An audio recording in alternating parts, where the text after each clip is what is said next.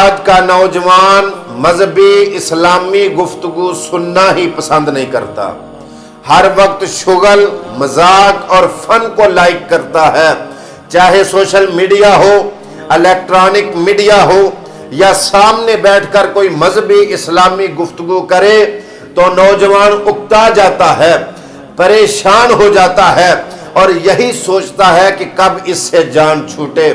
عزیز ساتھیوں، چند ایک باتیں گزارش کر کے اجازت چاہتا ہوں۔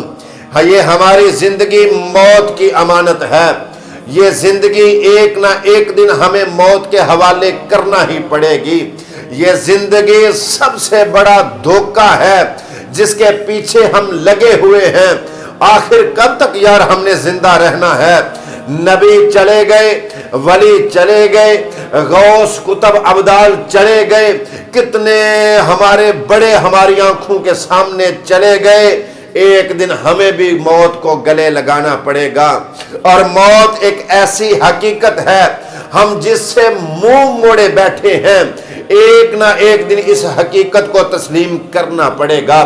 نہ چاہتے ہوئے بھی ہمیں موت کو اپنے گلے لگانا پڑے گا۔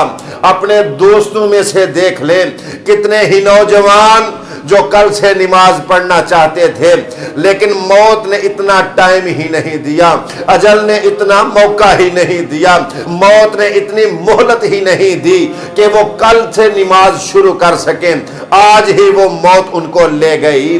اپنے ارد گرد دیکھیں، اپنے رشتہ داروں میں سے دیکھیں، اپنے گلی محلہ میں سے دیکھیں، اپنے گاؤں میں سے دیکھیں، اپنے رشتہ داروں میں سے دیکھیں، کتنے ہی لوگ جو یہ چاہتے تھے کہ یہ کام کر لوں اس کے بعد میں نماز پڑھنا شروع کروں گا، اس کے بعد زنا چھوڑوں گا، اس کے بعد زیادتیاں چھوڑوں گا، اس کے بعد گناہ چھوڑوں گا، یہ کام کر لوں اس کے بعد سر پر ٹوپی اور ہاتھ میں تسبیح پکڑوں گا، لیکن موت نے اتنی مہلت ہی نہیں دی۔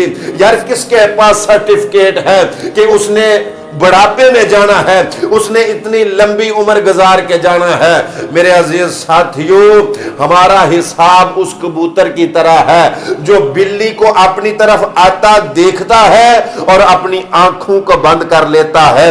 وہ یہ سمجھتا ہے کہ بلی مجھے نہیں دیکھ رہی، حالانکہ بلی اسے دیکھ رہی ہوتی ہے، لیکن وہ اپنی آنکھیں بند کر کے اپنے آپ کو ہی دھوکہ دے رہا ہوتا ہے کہ بلی مجھے نہیں کھائے گی۔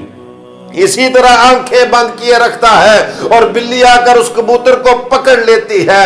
عزیز ساتھیوں، حقیقت کی آنکھیں تب کھلیں گی جب ہم اس دنیا سے پردہ کریں گے، جب وہاں ہم میدان محشر میں جائیں گے، پھر ہمیں پتا چلے گا ہم نے کیا کھویا، کیا پایا، ہم نے کیا کمایا۔